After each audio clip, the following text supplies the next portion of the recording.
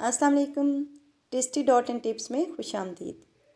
आज हम भिंडी बनाने की बहुत ही इजी, मज़ेदार और क्विक रेसिपी शेयर करेंगे। भिंडी एक ऐसी सब्ज़ी है जो घर भर में तकरीबन सबको ही पसंद होती है। शायद ही कोई हो जिसको भिंडियाँ ना पसंद हो, लेकिन टेस्टी बनी हो, अच्छे तरीके से बनी हो तो जो नहीं भी खाता वो भी खाएगा। अच्छा जी, ये मेरी रेसिपी बहुत ही इजी और क्विक है, स्पेशली वो ख़वातीन जो कि जॉब करती हैं और घर वालों को फ्रेश भी खिलाना चाहती हैं। और हाउसवाइफ्स भी बाज़ औक़ात बिज़ी होती हैं और या कहीं जाना पड़ जाता है या किसी ने आना होता है या हस्बैंड का ऑर्डर आ जाए कि भाई जल्दी से खाना रेडी करो, तो ये रेसिपी बहुत ही ज़बरदस्त है। भिंडियों से रिलेटेड बहुत ही टेस्टी रेसिपीज़ हैं जो मैं इंशाल्लाह ताला कमिंग वीडियोज़ में शेयर करूँगी। यहाँ पर मैं ये एक ईज़ी और क्विक रेसिपी जो कि खाने में भी बहुत टेस्टी है, ये बना रही हूँ। इंशाल्लाह ताला आपको बहुत पसंद आएगी और आप इसको ज़रूर ट्राई कीजिएगा और मुझे फ़ीडबैक दीजिएगा। अल्लाह ताला के खूबसूरत और बाबरकत नाम से शुरू करते हैं। बिस्मिल्लाहिर्रहमानिर्रहीम। 1 किलो यहाँ पर भिंडियाँ ली हैं, इनको हमने अच्छी तरह धो लेना है और पंखे के नीचे सुखा लें या आप इसको किचन टॉवल से सुखा लें। अब हम इसको कट करेंगे। कट करने का ये तरीका है कि मैं इस तरीके से काटती हूँ कि ये वाला पार्ट मैं नहीं रिमूव करती और ये हार्ड पार्ट मैं इसका रिमूव कर देती हूँ। तकरीबन 1 इंच का पीस हम इस तरीके से कट करेंगे। जो पार्ट मैं रिमूव नहीं करती, यानी कि इसका छोटा सा दुम वाला पार्ट, वो भी गल जाता है, तो इसलिए हमें रिस्क ज़ाया करने की ज़रूरत नहीं है। टोटल नमक जो हमने पूरे सालन में ऐड करना है उसकी हाफ़ क्वांटिटी हम यहाँ पे ले लेंगे। जब ऑयल थोड़ा सा गर्म होगा उसमें हम, अगर 1 टेबलस्पून है तो हाफ़ टेबलस्पून नमक और 1 टीस्पून हम इसमें हल्दी ऐड कर देंगे। थोड़ा सा इसको हिलाने के बाद हम इसमें भिंडियाँ डाल देंगे। सारी भिंडियाँ हम इस तरीके से कढ़ाई में डाल देंगे। अच्छा, इसकी लेस ख़त्म करने का एक ये भी है कि आपने जब भी भिंडियाँ बनानी हो अच्छी तरह धो के इसको आप स्टेन करके इसको आप थोड़ी सी देर के लिए धूप लगा लें या फिर आप इसको थोड़ी सी देर पंखे के नीचे रखें ताकि इसका सारा मॉइस्चर ख़त्म हो जाए।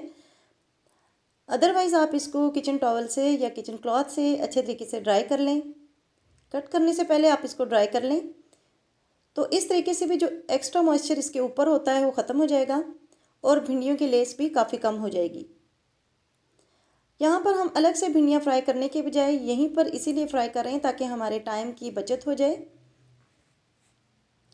1 किलो भिंडियों के लिए तकरीबन यहाँ पर मैंने आधा किलो प्याज लिया है। आप अपनी मर्ज़ी से भी कम या ज़्यादा कर सकते हैं, लेकिन भिंडियों में प्याज और टमाटर ज़्यादा ही अच्छे लगते हैं।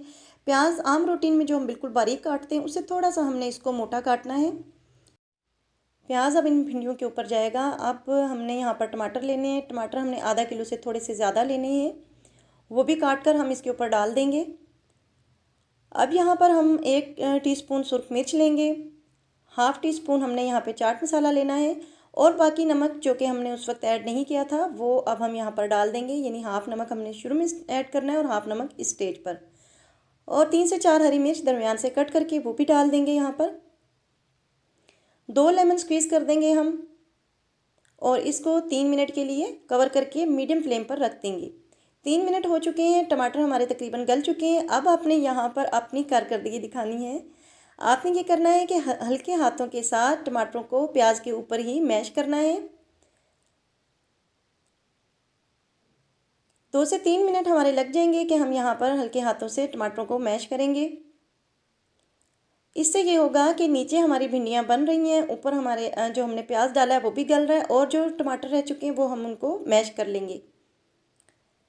बिल्कुल हल्के हल्के हाथों से आपने इसको मैश करना है, बहुत दबा दबा कर आपने मैश नहीं करना।